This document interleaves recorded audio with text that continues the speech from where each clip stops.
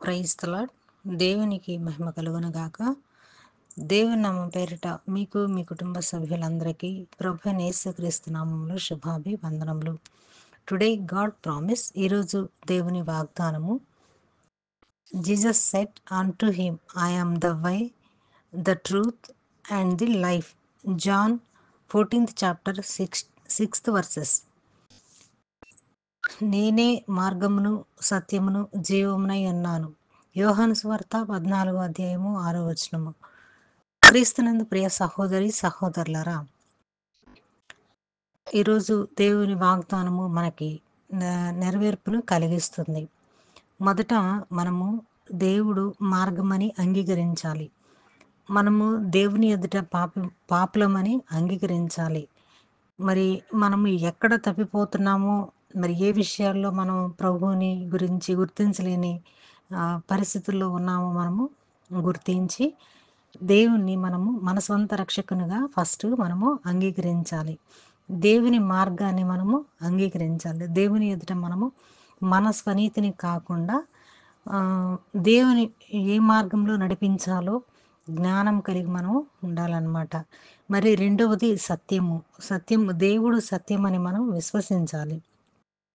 మరి దేవుడు మన కొరకు మన పాపాల నిమిత్తం సిలువలో మరణించాడు. ఎందుకు అంటే మనము తప్పిపోయాము, మరి పాపం చేస్తున్నాము.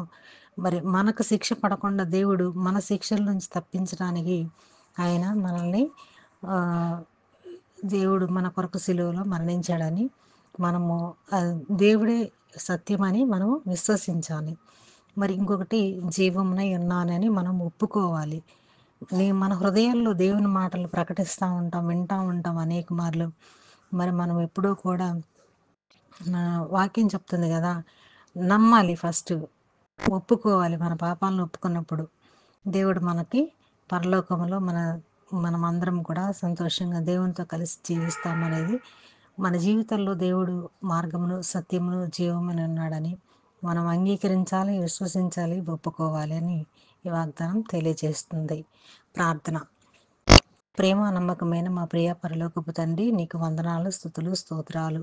ఈరోజు వాగ్దానంతో మాతో మాట్లాడినందుకు నీకు ఎన్నో వందనాలు. నేనే మార్గమును సత్యమును జీవమునై ఉన్నావని, నీవు మంచి మార్గంలో నడిపించగలవని మేము అంగీకరించలాగన, నీవు సత్యములో మమ్మల్ని నడిపిస్తామని మేము సత్యమందు మేము విశ్వసించలాగన, మరి నీ జీవంలో మేమందరము కూడా పాలిభాగస్తులై ఉండలాగన, మరి వాగ్దానం వింటున్న వారందరి జీవితాల్లో నెరవేర్పు కలిగించమని యేసుక్రీస్తు నామములో అడిగి వేడుకుంటున్నాము తండ్రి. ఆమేన్.